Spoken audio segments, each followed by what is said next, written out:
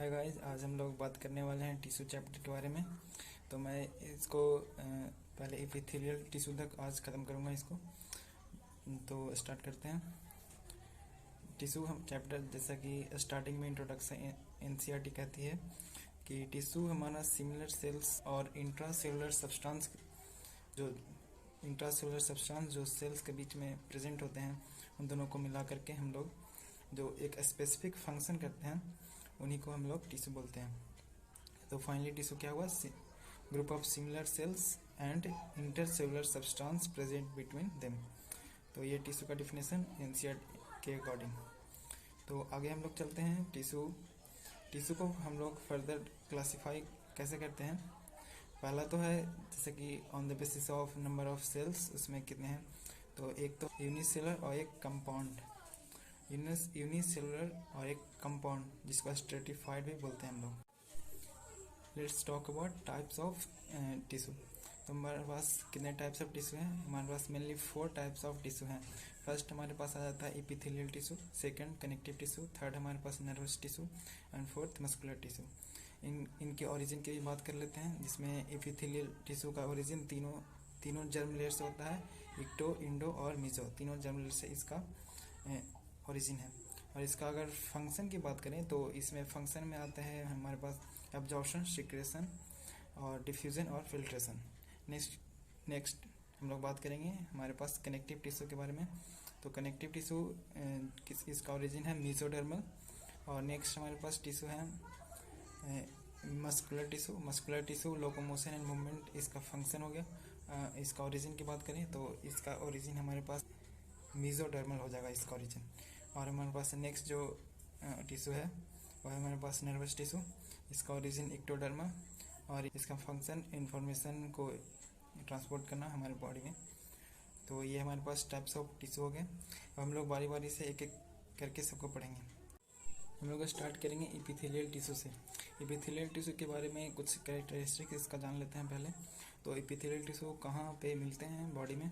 तो बात करें तो ये उस जगह पे मिलेंगे जहाँ पे फ्री सरफेस से। नेक्स्ट हम लोग इसका कैरेक्टरिस्टिक्स में बात करेंगे। इसके पास हाई रिजर्वेशन पावर होता है।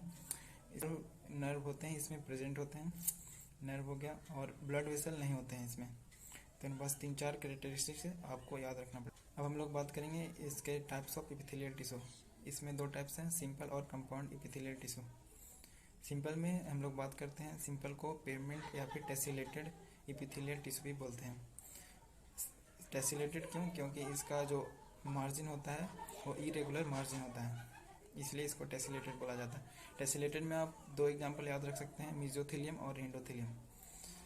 तो सिंपल एपिथेलियल टिश्यू को फर्दर क्लासिफाइड है simple squamous, simple columnar, simple cuboidal, और हमारे पास 3 ही है। तो इसका फिर आगे फंक्शन देख लेते हैं, कहाँ कहाँ इसको यहाँ मिलते हैं। मतलब सिंपल स्क्वेमस मेनली इसका फंक्शन है हमारे पास डिफ्यूज़न और फिल्ट्रेशन। तो आप इसको ज़्यादा याद नहीं करना पड़ेगा अगर आप इसके फंक्शन को अच्छे से समझ लेते हैं। तो मैंने जैसे बोला इसका काम क्या है, फिल्ट्रेशन और डिफ्यूज़न। हमारे पास जैसे कि सर्कुलेटरी सिस्टम में मैं बात करूँ तो हमारे पास जो ब्लड वेसल कैपिलरी में होता है, वहाँ से सेल्स में ऑक्सीजन का ट्रांसपोर्ट होता है। तो वहाँ पे क्या होता है, सिंपल स्क्वेमस टिश्यू पाए जाते हैं। एक हो गया ये। और नेक्स्ट अगर एग्जांपल की बात करें कहाँ पे मिलेगा, अगर स्क्लेटरी सिस्टम की बात करें तो जैसे कि बोमेंस कैप्सूल जो होता है, वहाँ से हमारे पास ब्लड फिल्ट्रेट होता है, तो वहाँ पे भी ये मिलेगा। और डिसेंडिंग लूप ऑफ हेनले में भी हमारे पास सिंपल स्क्वेमस मिलते हैं। और हमारे पास अल्वियोलाई ऑफ लंग्स में भी, जहाँ पे गैसेस का एक्सचेंज होता है, वहाँ पे मिलेगा। तो 4 एग्जांपल आप याद रख सकते हैं। पहला बोमेंस capsule, second loop of Henle, descending loop of Henle, और थर्ड आपका अल्वियोलाई ऑफ लंग्स, और फोर्थ में आप वो कैपिलरी का वाल, वो भी सिंपल स्क्वेमस से बना होता है। तो अब 4 एग्जांपल हो गया सिंपल स्क्वेमस का। नेक्स्ट हम लोग बात करेंगे सिंपल क्यूबॉइडल। सिंपल क्यूबॉइडल का फंक्शन सिक्रेशन और ऑब्जॉर्प्शन होता है। मतलब 2 फंक्शन है। मैं बता दूं आपको, क्यूबॉइडल और कॉलमनार जो आगे हम लोग देखने वाले हैं, इन दोनों का फंक्शन सेम है, दैट इज सिक्रेशन और ऑब्जॉर्प्शन। अब हम लोग देखते हैं इसका कहाँ पे मिलते हैं क्यूबॉइडल, सिंपल क्यूबॉइडल कहाँ कहाँ मिलते हैं। तो ये आपको स्मॉल ट्यूब्यूल या फिर डक्ट में मिलेगा। जितना भी हमारे पास ग्लैंड होते हैं वो सभी के सभी क्यूबॉइडल इपिथेलियल से बने होते हैं। मैं आपको जब कंपाउंड इपिथेलियल बताऊंगा वहाँ पे भी जो बड़े ट्यूब्यूल हैं वहाँ पे आपको कंपाउंड टिश्यू मतलब एक से ज़्यादा क्यूबॉइडल एपिथेलियल मिलेंगे, लेकिन होगा जितने भी ग्लैंड होगा वो सारे के सारे क्यूबॉइडल एपिथेलियल से बने होंगे। तो ये सिंपल क्यूबॉइडल हमने यहाँ पे बताया आपको। और अगर हम लोग चलते हैं सिंपल कॉलमनार के पास, तो उसका फंक्शन मैंने बताया जैसे कि सिक्रेशन और अब्जॉर्प्शन होता है उसका। सिंपल कॉलमनार को फर्दर हम लोग यहाँ पर क्लासीफाई कर सकते हैं। सिंपल कॉलमनार जो नॉर्मल कॉलमनार भी बोल सकते हैं, यहाँ पे कोई भी माइक्रोपिलाई या फिर सिलिया नहीं मिलेंगे। सेकंड है हमारे columnar bearing माइक्रोपिलाई।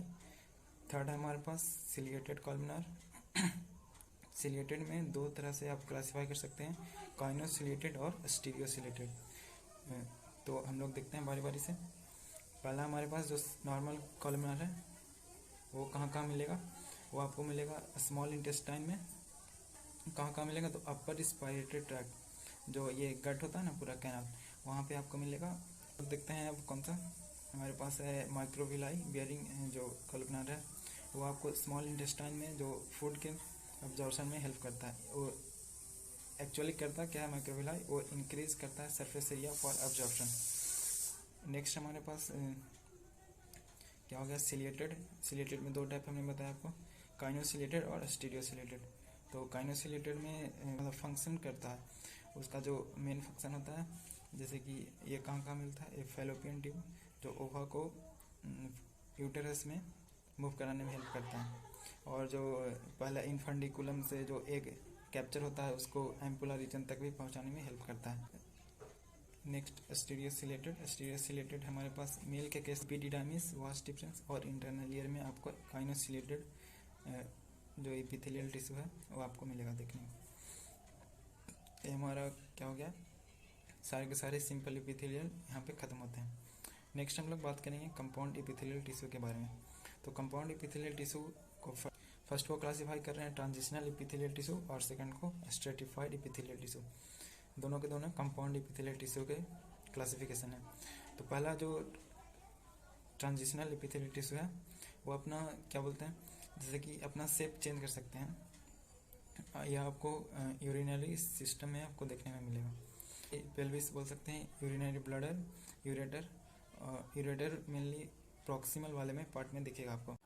Let's talk about compound epithelial tissue. Compound epithelial tissue इसको हम लोग further classify stratified squamous, second stratified cuboidal और थर्ड हमारे पास है स्ट्रेटिफाइड कॉलमनार। तो फर्स्ट में अगर फर्स्ट को भी जो कि स्क्वेमस स्ट्रेटिफाइड है उसको हम लोग फर्दर क्लासीफाई करते हैं क्रेटिनाइज और नॉन क्रेटिनाइज।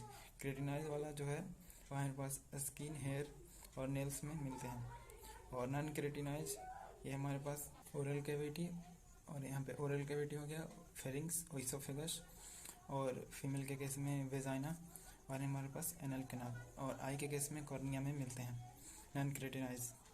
और हम लोग अब बात करेंगे स्ट्रेटिफाइड क्यूबॉइडल। स्ट्रेटिफाइड जो लार्ज डक्ट और ट्यूब्यूल होंगे वहाँ पे स्ट्रेटिफाइड क्यूबॉइडल मिलेंगे। थर्ड हम लोग बात करेंगे स्ट्रेटिफाइड कॉलमनार। तो स्ट्रेटिफाइड कॉलमनार हमारे पास कहाँ कहाँ मिलेंगे, ये दो जगह, दो ही एग्जाम्पल आपको याद रखना है, कंजक्टिवा ऑफ आई और एक हमारे पास एनल कैनाल है। तो ये हमारे पास कंपाउंड एपिथेलियल भी ख़त्म होता है।